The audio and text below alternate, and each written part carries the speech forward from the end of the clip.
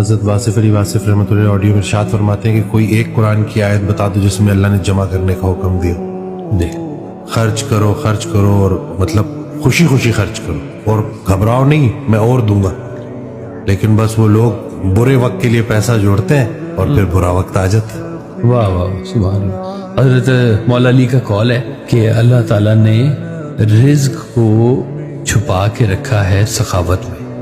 لوگ اسے محنت میں ڈھونڈتے ہیں. اللہ اکبر واہ واہ سبحان اللہ. کہ لوگوں نے سمجھا ہے کہ یہ مشقت میں ہے، وہ سخاوت میں ہے. یہ کھانا کھلائیں تاکہ آپ کا رزق بڑھے، مہمان بلائیں ان کو کھانا کھلائیں، اللہ کے نام پہ کھلائیں، اپنا رزق بڑھائیں. مجھے سرکار کا فکرہ یاد آ گیا کہ سخی کبھی امیر نہیں ہو سکتا اور امیر کبھی سخی نہیں ہو سکتا. سبحان اللہ. اب یہ یہ بات سمجھ نہیں، کمال بات ہے، کمال بات.